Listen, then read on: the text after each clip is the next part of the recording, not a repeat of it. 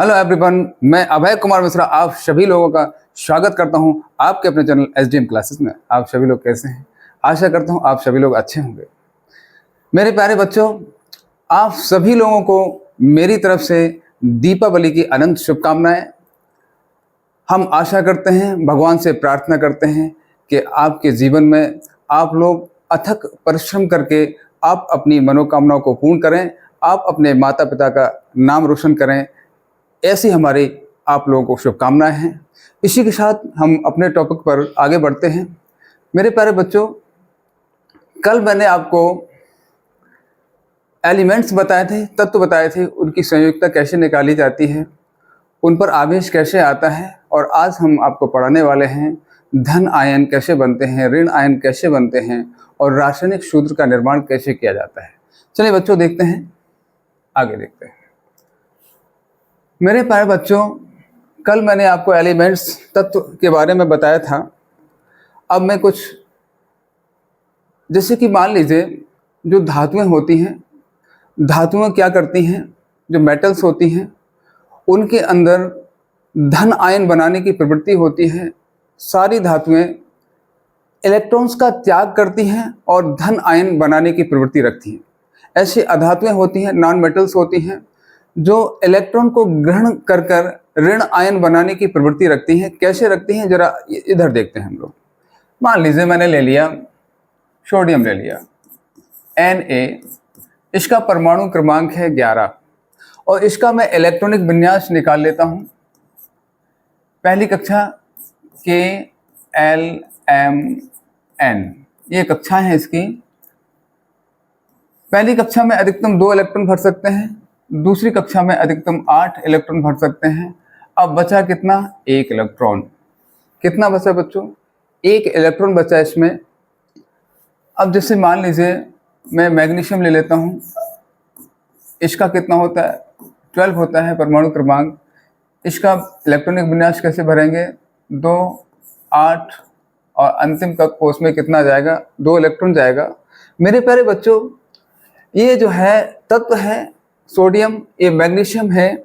अब मैं आयन बनाने जा रहा हूँ। मैंने आपको कल बताया था कि जब भी अंतिम कक्षा में अंतिम कोश में 1 इलेक्ट्रॉन होगा, 2 इलेक्ट्रॉन होंगे, 3 इलेक्ट्रॉन होंगे, तो 100% है ये क्या करेंगे? अपने इलेक्ट्रॉन्स का त्याग करेंगे और क्या बनाएंगे? आयन बनाने का प्रयास करेंगे। जी हाँ, आयन बनाएंगे। अब सोडियम तत्व है, सोडियम आयन बनाना है आपको। इसने क्या किया? 1 इलेक्ट्रॉन को त्याग किया तो उसके ऊपर कितना आ गया? धन आयन आ गया, 1 धन आयन। प्लस का धन आवेश उत्पन्न हो जाएगा, क्योंकि इलेक्ट्रॉन का क्या कर रहा है? ये त्याग कर रहा है। मैंने कहा था जब भी त्याग करेगा, जो भी तत्व जब भी अपना इलेक्ट्रॉन त्याग करेगा उस पर क्या आ जाएगा? धन आयन, धन आवेश उत्पन्न हो जाएगा। 1 इलेक्ट्रॉन त्याग करेगा तो 1 क्या आ गया? इस पर आयन उत्पन्न हो गया। कैसा? धन आयन। मैग्नीशियम देखिए, इसमें कितना आ जाएगा? कहोगे कितने इलेक्ट्रॉन्स त्याग करेगा? कहोगे 2 इलेक्ट्रॉन त्याग करेगा, तो +2 का आयन आ जाएगा। तो धन आयन ऐसे बनते हैं बच्चों। अब ले लीजिए, मान लीजिए हमने ले लिया, हम ले लेते हैं पोटेशियम, ले लेते हैं K। 19 होता है इसका परमाणु क्रमांक। इसका इलेक्ट्रॉनिक विन्यास बनेगा 2,8 और 8,1। अब इसमें होता क्या है बच्चों? देखिए, जैसे सोडियम था जिसका जो M कक्षा का 1 इलेक्ट्रॉन था, इसने त्याग कर दिया था। अब इसकी अंतिम कक्षा क्या बन जाती है? L कक्षा अंतिम कक्षा बन जाती है और ये अपना अष्टक पूर्ण कर लेता है, अपना पूर्ण स्थायित्व प्राप्त कर लेता है और धन आयन बनाने की प्रवृत्ति उत्पन्न हो जाती है। इसी प्रकार से M कक्षा को त्याग करके ये कौन सा बन जाता है बच्चों? L कक्षा में आ जाता है और इसकी L कक्षा क्या बन जाती है? बाह्यतम कोष बन जाता है, अष्टक पूर्ण हो जाता है। इस प्रकार से Mg पर कितने आवेश आ जाते हैं? 2 प्लस का 2 आवेश आ जाता है और धन आयन बनाने की प्रवृत्ति रखता है। इस पे देखिए बच्चों, 2, 8, 8 कितने? 18 हो गए, 1, 19। तो अंतिम कोष N है इसका कोष अंतिम, इसको त्याग करेगा और K पर कितना? प्लस का 1 आ जाएगा। तो धन आयन बनाने की प्रवृत्ति इस प्रकार से बनती है बच्चों।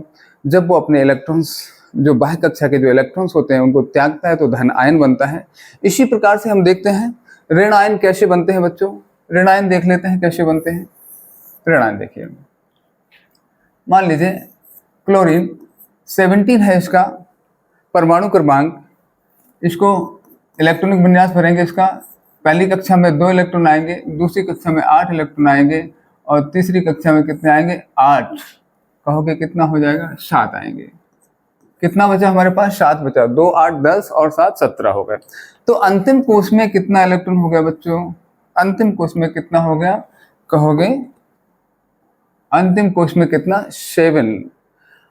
मैंने कहा था 1 से लेकर 3 तक इलेक्ट्रॉन हमेशा त्याग करती हैं, वो धातुएं होती हैं जो त्याग करती हैं, और 4 इलेक्ट्रॉन अंतिम कोष में को साझा करेगा। यदि 5 इलेक्ट्रॉन उसके अंतिम कोष में अंतिम कक्षा में है तो वो हमेशा इलेक्ट्रॉनों को ग्रहण करेगा और वो होंगी अधातुएं, नॉन मेटल्स होंगी बच्चों।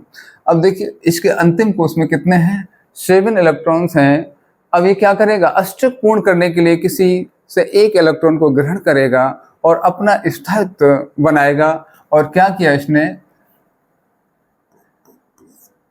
1 इलेक्ट्रॉन को ग्रहण किया और Cl-1, 1 इलेक्ट्रॉन को ग्रहण करेगा तो 1 माइनस का चार्ज आ जाएगा और Cl- आयन बन गया। ये क्लोरीन का आयन कहलाएगा, ये क्लोरीन तत्व कहलाएगा, ये क्लोरीन तत्व कहलाएगा, ये क्लोरीन का आयन कहलाएगा।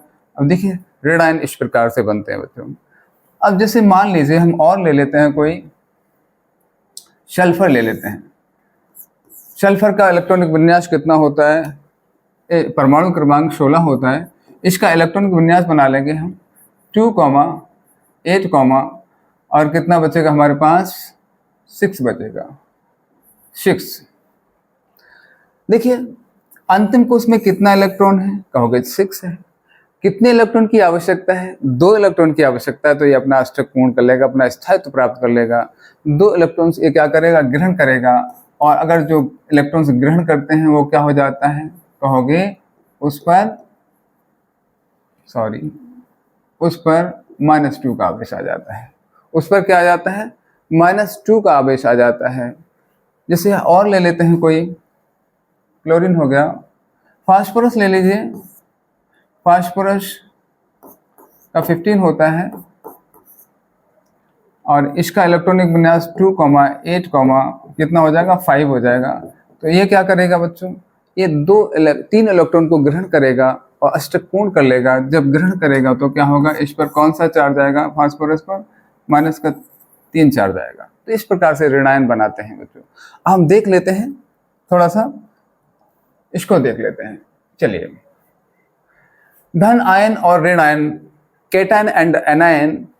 कैटायन किस प्रकार से होता है? हाइड्रोजन के अंतिम कक्षा में 1 इलेक्ट्रॉन होता है, ये त्याग करेगा और H+1 आयन बना लेगा। इसी प्रकार से लिथियम होता है बच्चों। लिथियम के अंतिम कोष में 1 इलेक्ट्रॉन होता है, 1 इलेक्ट्रॉन त्याग कर +1 आयन बनाता है। इसी प्रकार का सोडियम होता है, एक पोटेशियम का है, पोटेशियम पर +1 आयन होता है। अमोनियम पर +1 आयन होता है। सिल्वर पर +1 आयन होता है। क्यूप्रस पर +1 आयन होता है। इसको देखना बच्चों, क्यूप्रस और क्यूप्रिक, जब भी अस आएगा क्यूप्रस आयन कम होंगे, क्यूप्रिक आएगा जब भी 1 आएगा तो आयन ज्यादा होंगे। इसको ध्यान रखना जरा। तो Cu पर +1 होगा तो क्यूप्रस कहलाएगा और Cu पर +3 होगा तो कितना कहलाएगा? क्यूप्रिक कहलाएगा। अश्व पे कम आयन होता है, 1 पर कितना होता है? ज्यादा आयन होता है। इसको ध्यान रखना, दिमाग में रखना थोड़ा सा। और बच्चों ये सारी चीजें आपको याद करनी है, ठीक है? इसकी बाद में एक ट्रिक बताऊंगा कैसे बनाए जाते हैं ये आयन। और अभी तो मैंने बताया था आयन इस प्रकार से बनते हैं, लेकिन कई ऐसे आ जाएंगे आपको दिक्कत होगी बनाने में। इसलिए बेहतर होगा इसको आपको याद करना होगा, क्योंकि ये चीजें अगर आपको याद नहीं होंगी तो आप रासायनिक सूत्र का निर्माण नहीं कर पाएंगे।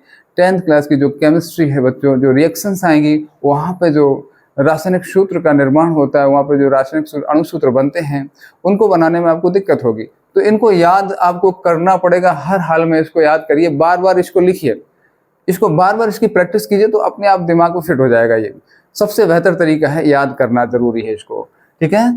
क्यूप्रिक हो गया, आप बता दिया जब भी अस आएगा तो कम होंगे इस पे आयन और 1 आएगा तो ज्यादा होंगे। मर्क्यूरस देखो ऐसे, इसमें भी मर्क्यूरस अस आया तो Hg+ का 1 रहता है और मर्क्यूरिक आया देखो +3 होता है। अश पर कम होता है, एक पर ज्यादा होता है। बेरिलियम आयन +2 होता है, मैग्नीशियम पर कितना होता है, +2 होता है। इसका मतलब होता है ये 2 इलेक्ट्रॉन्स का त्याग कर रहा है, ठीक है। कैल्शियम पर +2 होता है, वेरियम पर +2 होता है, स्टेनस पर +2 होता है और लेड पर +2 होता है। जिंक आयन पर कितना होता है, जिंक पर +2 होता है, फेरस पर +2 होता है। देखिए बच्चों फिर से आ गया फेरस, अश पे आया तो +2 और एक पे आया तो ज्यादा हो गया, एक पर कितना हो गया, +3 हो जाएगा बच्चों। एल्यूमिनियम का +3 होता है। ये बच्चों धनायन थे, कैटायन थे।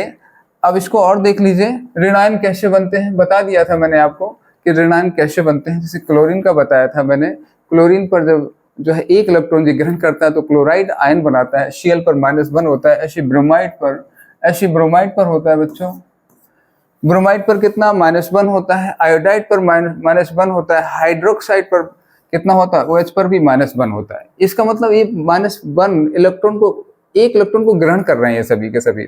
बाइकार्बोनेट पर कितना, -1 होता है। एसीटेट पर भी क्या होता है बच्चों, -1 होता है। क्लोरेट आयन पर कितना, -1 होता है। और नाइट्राइट आयन पर कितना होता है बच्चों, इसको देखना जरा। नाइट्राइट, अगर ट्राइट लिखा हुआ है बच्चों तो NO2 होगा। क्या होगा बच्चों, NO2 होगा और -1 इस पर क्या होगा, चार्ज होगा। अगर नाइट्रेट लिखा है तो NO3, एक O बढ़ जाता है नाइट्रेट पर। नाइट्राइट पर एक O कम होता है, नाइट्रेट पर एक O बढ़ जाता है। चार्ज दोनों पर सेम होता है बच्चों, ध्यान रखना। और नाइट्राइड, इस पर केवल N होता है, N O नहीं होता है नाइट्राइट पर, ध्यान रखना। हमने तीनों को एक जैसा लिखा है, नाइट्राइट, नाइट्रेट, नाइट्राइड। N पर कितना होता है, -3 होता है। जी नाइट्रोजन का क्या है, आयन है, 3 इलेक्ट्रॉन ग्रहण करता है। ऑक्साइड पर कितना होता है बच्चों, -2 का आयन होता है ऑक्साइड पर। सिलिकेट पर कितना होता है, -2 होता है। और ये सल्फाइड, देखिए सल्फाइड आया तो SO3 होता है। मैंने कहा था जब भी जो है आइट आएगा तो O कम होंगे और ट्रेट आएगा तो कितना, O ज्यादा होगा। देखिए फाइट आया तो SO3 रहा और सल्फेट आया तो SO4, O बढ़ गया। और सल्फाइड आया तो देखो O गायब हो गया। इसमें भी देखो बच्चों O गायब हो गया था, है ना। नाइट्राइड आया था तो O गायब हो गया था। इसी प्रकार से सल्फाइड आया तो O गायब हो गया। H पर -2 चार्ज होता है, इस पर भी -2 चार्ज होता है। कार्बोनेट आयन पर -2 चार्ज होता है बच्चों। और डाइक्रोमेट आयन है Cr2O7, इस पर भी -2 चार्ज होता है। फास्फेट पर -3 चार्ज होता है बच्चों और फास्फाइड पर -3 चार्ज होता है। फास्फेट 4 और फास्फाइड, जब भी कहा था मैंने आइड आएगा, आइड तो क्या हो जाता है, वो सिंगल रह जाता है, वो उसमें से गायब हो जाता है। फास्फाइड आयन P पर -3 आयन होते हैं और परमैंगनेट आयन पर MnO4 -1 आयन होता है और बोरेट आयन पर VO3 -3 आयन होता है। बच्चों इन सबको आपको याद करना है, इनकी प्रैक्टिस करना है, क्योंकि ये चीज़ें आपको याद नहीं है तो आप रासायनिक सूत्र का निर्माण नहीं कर पाएंगे। ध्यान रखिएगा बच्चों, ठीक है। चलिए बच्चों हम रासायनिक सूत्र बनाना सीखेंगे आज। रासायनिक सूत्र बनाना सीखेंगे, रासायनिक सूत्र बनाएंगे हम लोग। देखिए रासायनिक सूत्र बनाएंगे बच्चों। रासायनिक सूत्र का निर्माण इन्हीं आयनों के आधार पर करेंगे। अगर आपको आयन याद हैं तो आप आराम से कर लेंगे, अगर आपको याद नहीं है तो नहीं कर पाओगे। इसलिए इनको याद करना है, आपको कैसे भी याद करना है, ठीक है। सारी चीज़ों को अच्छी तरह से नोट्स बनाते रहिए, सारी चीज़ों को याद करते रहिए। रिवीजन करना बहुत आवश्यक है बच्चों। अगर रिवीजन नहीं करोगे, इनके नोट्स नहीं बनाओगे आप, तो आपको कुछ भी चीज़ आने वाली नहीं है। चलिए बच्चे देखते हैं मैग्नीशियम क्लोराइड का रासायनिक सूत्र कैसे प्राप्त करेंगे। तो कुछ नहीं है, सबसे पहले क्या लिख लेंगे, इधर हम मैग्नीशियम Mg लिख लेंगे, इधर क्लोराइड Cl लिख लेंगे बच्चों। अब देखेंगे मैग्नीशियम पर कितना आयन होता है, प्लस का होता है, माइनस का होता है। मैग्नीशियम धातु है तो प्लस का 2 आयन होता है बच्चों इस पर। और क्लोराइड इस पर, क्लोराइड पर माइनस का 1 आयन होता है। ये जहां के तहां बच्चों लिखना है हमको, Mg का Mg ही लिखना है इधर, इसको बदलना नहीं है। और इधर Cl का Cl लिखना है, इधर Cl का Mg का Mg लिखना है बेटा, और इधर Cl का Cl लिखना है। अब देखिए जो Cl पर जितना आयन है वो Mg के सफिक्स में आएगा, और जो Mg पर जो आयन है, जो Mg पर आयन है बच्चों, वो कहाँ Cl के सफिक्स में जाएगा। तो Cl के सफिक्स में जाएगा तो कितना बन जाएगा, इधर 2 लग जाएगा, और Cl का 1 है। 1 का क्या महत्व है, 1 लिखना नहीं पड़ता है, आवश्यक नहीं होता है। तो क्या बन गया फॉर्मूला हमारे पास, रासायनिक सूत्र हो गया MgCl2। इस प्रकार से अगर हमको आयन याद है तो हम आराम से कर सकते हैं, कोई दिक्कत नहीं होगी। चलिए अब कैल्शियम कार्बोनेट का देख लेते हैं बच्चे। देखें Ca, कैल्शियम पर +2 का आयन होता है, और कार्बोनेट CO3 पर B-2 चार्ज होता है। देख लीजिए, कोई दिक्कत हो आप देख सकते हैं इनको। तो देखो जरा बच्चे, अब क्या है, Ca के स्थान पर Ca जाके तहाँ लिख दिया मैंने, और CO3 के स्थान पर CO3 मैंने जहाँ के तहाँ लिख दिया। अब क्या करते हैं, जो CO3 पर जो चार्ज होता है, सॉरी, जो CO3 पर जो चार्ज होता है वो Ca के नीचे लगता है, और जो Ca पर होता है वो CO3 में लगता है। अब देखिए बच्चों, इस पर +2 चार्ज है, इस पर -2 चार्ज है, ये दोनों ही विपरीत आवेश हैं और बराबर होते हैं, तो इनको यहीं पे खत्म कर देते हैं। सीधा का सीधा हमारे पास क्या बन गया फॉर्मूला, CaCO3 बन गया। काहे का, कैल्शियम कार्बोनेट का फॉर्मूला बन गया CaCO3। ठीक है बच्चों, फेरिक सल्फेट का देख लेते हैं। देखिए बच्चों, इधर देखेंगे फेरिक सल्फेट,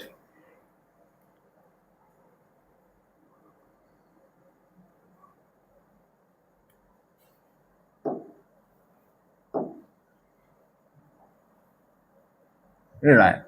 देखें सल्फेट आयन पर -2 चार्ज होता है। ठीक है, ये सारी चीजें अपन को याद होना जरूरी है।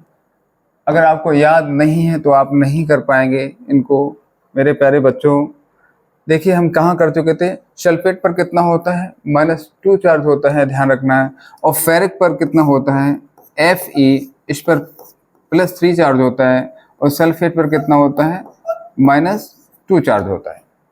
अब क्या करते हैं, मैंने कहा था Fe के सामने Fe को लिखना है, और SO4 के सामने SO4 को लिखना है, और इसका चार्ज जो है इसके नीचे आता है, और बच्चे इसका चार्ज इसके नीचे आता है।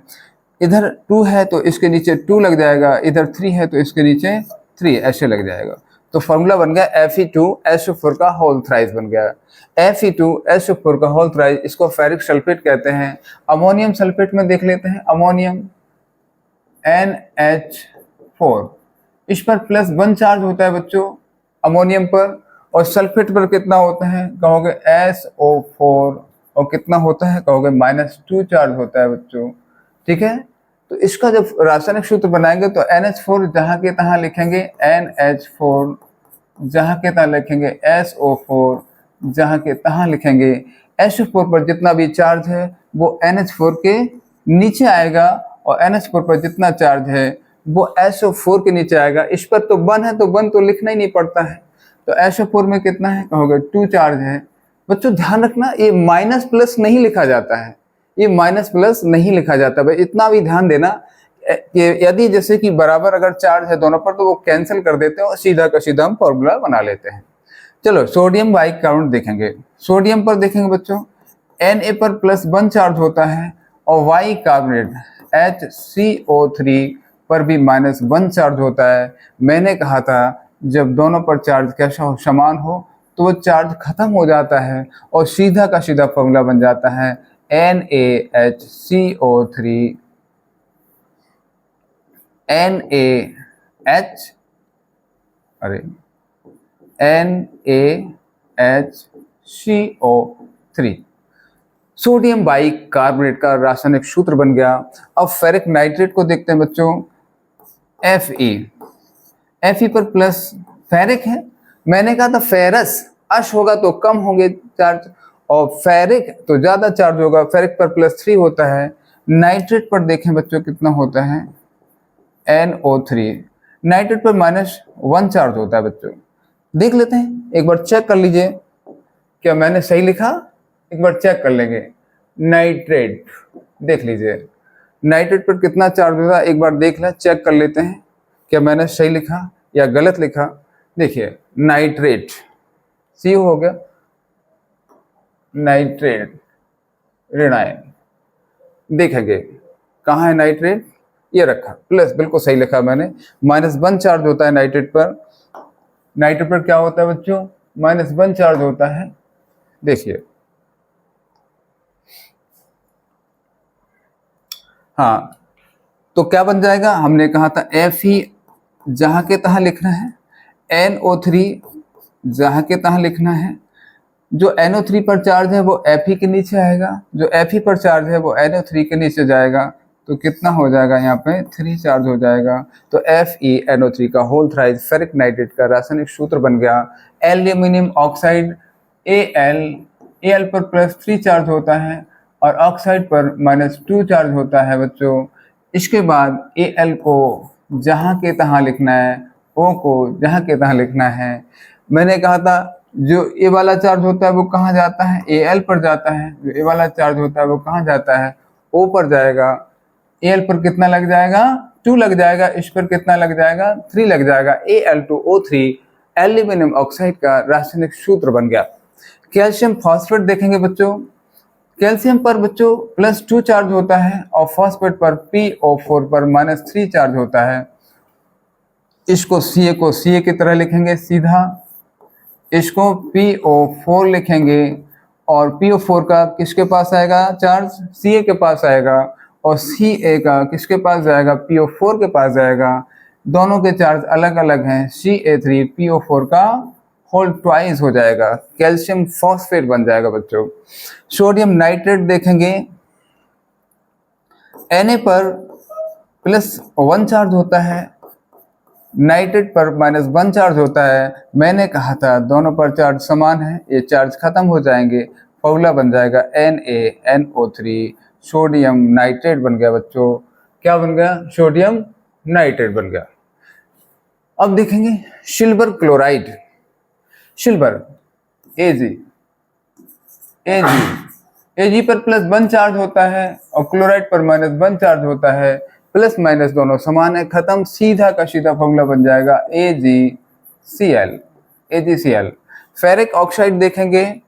फेरिक मैंने कहा था एक पे +3 आता है, ऑक्साइड पर कितना आता है? -2 चार्ज होता है।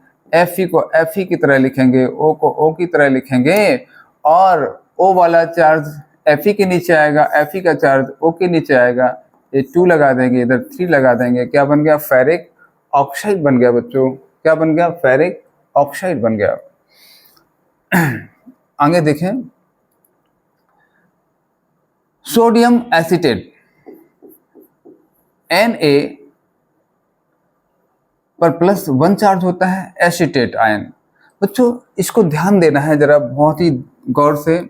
जो सोडियम एसीटेट होता है इसको कभी भी सोडियम के नीचे सोडियम नहीं लिखना है आपको, एसीटेट के नीचे एसीटेट नहीं लिखना है। सोडियम के नीचे एसीटेट का लिखा जाता है CH3COO, इस पर -1 चार्ज होता है और सोडियम को इस तरफ लिखा जाता है, इस पर +1 चार्ज होता है। प्लस माइनस दोनों समाप्त हो जाएंगे बच्चों।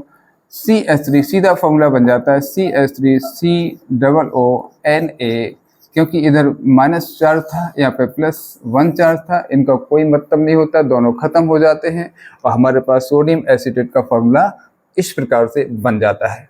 बोलो बच्चों, समझ में आ रहा होगा? बिल्कुल आ रहा होगा। फेरिक सल्फेट देखेंगे, Fe। मैंने कहा था जब भी अस आएगा तो कितना आयन इस पर कम होता है, फेरस पर +2 होता है, फेरिक पर +3 होता है और सल्फेट का SO4 सल्फेट पर कितना होता है? कहोगे -1 चार्ज होता है, -1 होता है। चेक कर लेते हैं, कोई दिक्कत नहीं। अगर कोई कन्फ्यूजन हो तो आप देख सकते हैं, यहाँ पे आयन देख सकते हो, कोई दिक्कत नहीं है, आप आयन को चेक कर सकते हैं। चलिए इसको देख लेते हैं।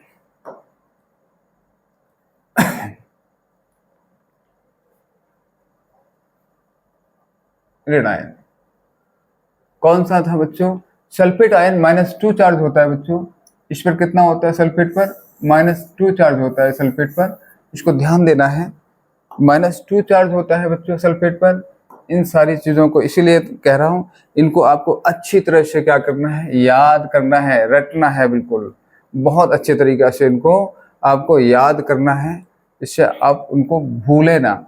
इनकी प्रैक्टिस करनी पड़ेगी आपको बहुत अच्छे तरीके से, तभी आप कर पाएंगे। ठीक है, तो कितना चार्ज है बच्चों इस पर कितना चार्ज है? SO4 कितना -2 चार्ज होता है। Fe को Fe के स्थान पर लिखेंगे, SO4 को SO4 के स्थान पर लिखेंगे। 2 इसमें है, 2 इसमें है, क्या करेंगे? दोनों को कैंसिल कर देंगे। समान आवेश का मान है, समान है और दोनों विपरीत हैं, खत्म कर देंगे। फॉर्मूला क्या बन जाएगा? FeSO4 बन जाएगा बच्चों। कैल्शियम सल्फेट देखेंगे, कैल्शियम पर +2 आयन होता है, सल्फेट पर -2 आयन होता है, दोनों पर प्लस है माइनस है, तो आपका सीधा फॉर्मूला CaSO4 बन जाएगा। सोडियम कार्बोनेट देखेंगे, सोडियम पर +1 चार्ज होता है, कार्बोनेट पर -2 चार्ज होता है बच्चों। सोडियम को सोडियम के नीचे लिखेंगे, कार्बोनेट को कार्बोनेट के नीचे लिखेंगे, और जो कार्बोनेट के पास जो आवेश है वो इसके नीचे लगाएंगे और सोडियम का इसके नीचे। सोडियम पर 1 है तो कोई मतलब नहीं है, इसको इधर लगा दीजिए, Na2CO3 बन जाएगा, सोडियम कार्बोनेट का फॉर्मूला बन जाएगा बच्चों। कॉपर, इसको बच्चे कॉपर पर +2 चार्ज होता है और नाइट्रेट पर -1 चार्ज होता है। आपको Cu को Cu के नीचे लिखना है और NO3 को NO3 के नीचे लिखना है। Cu का जो चार्ज है वो NO3 पर जाएगा और NO3 का चार्ज है वो Cu पर जाएगा। Cu पर 1 है तो कुछ नहीं लिखना है आपको, यहाँ पे जो 2 चार्ज है तो लगा दें, CuNO3 का होल ट्वाइस बन जाएगा आपका। मैग्नीशियम हाइड्रोक्साइड बच्चों देखेंगे, Mg पर +2 चार्ज होता है, हाइड्रोक्साइड पर OH -1 चार्ज होता है। Mg के सामने Mg लिखेंगे और OH के सामने OH लिखेंगे। Mg का जो आवेश है वो OH पर जाएगा, OH का इस पर आएगा और जाके क्या बन जाएगा? होल ट्वाइस, MgOH को मैग्नीशियम हाइड्रोक्साइड। मेरे प्यारे बच्चों, आशा करते हैं आप सभी लोगों को ये सारी चीज़ें समझ में आई होंगी। रासायनिक सूत्र का निर्माण कैसे किया जाता है, मैं आशा करता हूँ आप बहुत अच्छी तरह से समझ पाए होंगे। मेरे प्यारे बच्चों, आज